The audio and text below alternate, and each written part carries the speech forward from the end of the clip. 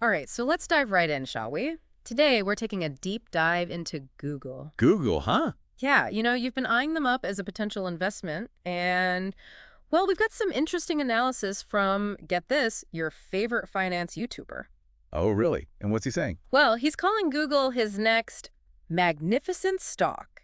His words, not mine. Magnificent stock. Yep, putting it right up there with the likes of Meta, Tesla, and Amazon. The big leagues.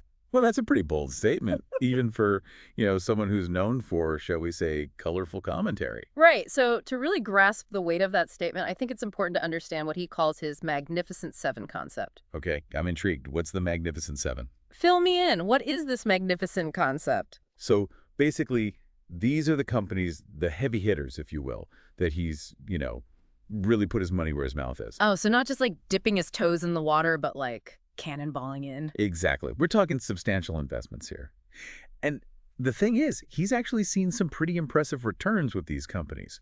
So when he uses a word like magnificent, it's not just, him hyping things up. There's a track record there. Okay, so this isn't just him throwing darts at a stock board. Precisely. He seems pretty convinced that Google is, at this moment, undervalued. Right. And one of the things he keeps pointing to is their huge range of businesses, which honestly, even for someone like me who follows this stuff pretty closely, it's easy to forget just how much Google has their hands in. Oh, absolutely. It's way beyond just search and YouTube now, isn't it? Yeah, and that's a key factor here. See, Google's diverse portfolio, it's not just about, spreading themselves thin. It's a calculated move to mitigate risk. So let's say, hypothetically, something happens, right? Yeah. Something disrupts their advertising revenue.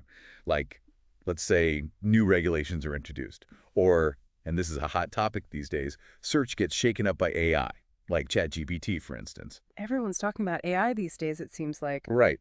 But the point is, Google has other avenues for growth to kind of fall back on, like their cloud computing division, which has been, let's just say, absolutely killing it lately. So it's almost like they've got this diversified investment portfolio, but on a company-wide scale. Exactly. They're not putting all their eggs in one basket. Yeah. They've got multiple baskets, and each one has the potential to, really take off. Smart. Okay, so I know this YouTuber. He loves a good comparison. And he does this whole thing where he puts Google's valuations side by side with Apple and Meta. And the thing he keeps highlighting is Google's price-to-earnings ratio. Now, I know not everyone listening is fluent in, Wall Street jargon. So can you break that down for us? What is a price-to-earnings ratio, and why should we care? Of course. Price-to-earnings ratio, or PE ratio for short, it's essentially a way to measure how much investors are willing to pay for every dollar of a company's earnings. Think of it like this. Okay, yeah. A lower PE ratio often suggests that a stock might be undervalued, meaning it could have more room to grow. And in Google's case, their PE ratio, it's significantly lower than both Apple's and Meta's. So potentially more bang for your buck with Google. Potentially, yes. Interesting. But it gets even spicier. He then goes on this whole thing about the potential government intervention in that Google-Apple search deal. And here's the kicker.